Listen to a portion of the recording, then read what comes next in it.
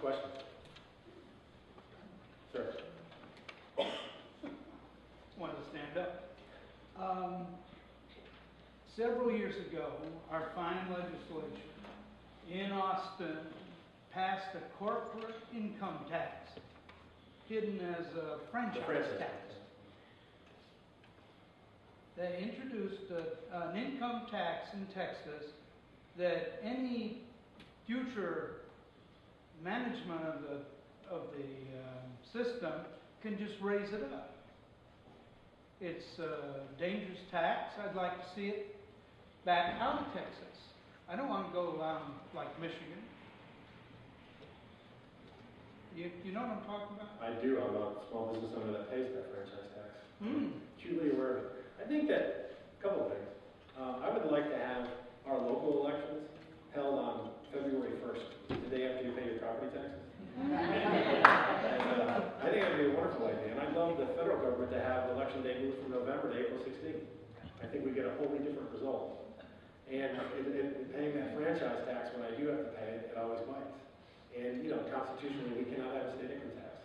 So I think, I don't know how, honestly, the Texas, I'm not an attorney, thank God, no offense for attorneys in the audience, but I don't see how the state Supreme Court could uphold that. I don't think it's going to, in the 83rd legislature, we're going to have to address it. I hope I answered your question. Yes, sir. Good evening, Pat. Barry Carter, Precinct 142. Hey, Barry. Every 2 years we have a contest over who's going to be Speaker of the House. How do you stand on that coming up? Thank you, Barry. Well, I think I was the second largest contributor to the Ken Paxton for Speaker campaign. Ken's a very good friend of mine. He's actually in an open seat. Ken Paxton has never endorsed his political career. He has endorsed me in this race. I would like to see a conservative speaker. I think that right now, I would never sign a pledge card. I'm not going to. What I'd like to see happen, and you can walk with me on this one, as to why, we need to commit to electing the Speaker of the House that wins the Republican caucus. Because the Democrats, you have 49 Democrats and 101 Republicans, and the Democrats can rule the day as to who the Speaker is. That's what happened in 2007. There were, I believe there's 11 or so Republicans that allied with the Democrats, and there you go, you got the current Speaker. I think it would be far more effective to say, let's just say, for sake of argument, there's not any Republicans in the 83rd legislature. If you get 46 votes in that room, you walk out and all 90 of you vote for one person. It takes the Democrats out of the equation altogether. Because otherwise, you could get 20 or 30 rogue Republicans, they ally with the Democrats, and you're stuck.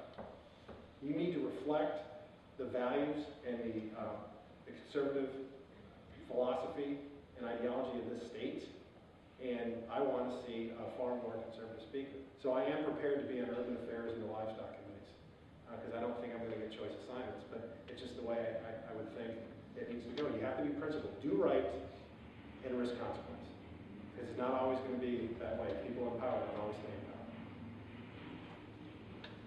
Sir? When I look at your flyer, you mentioned more personal freedom and free market to thrive.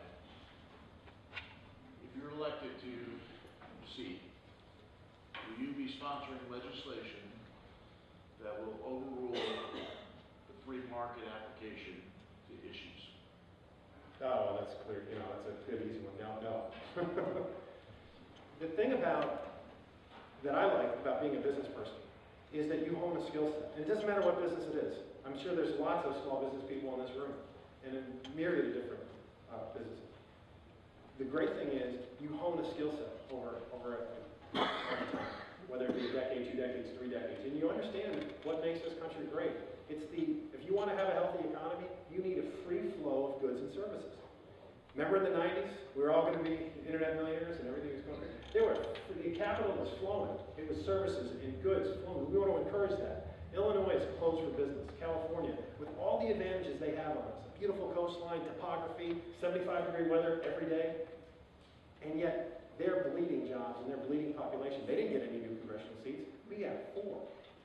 Because Texas is open for business. We've distinguished ourselves, even in 115-degree weather.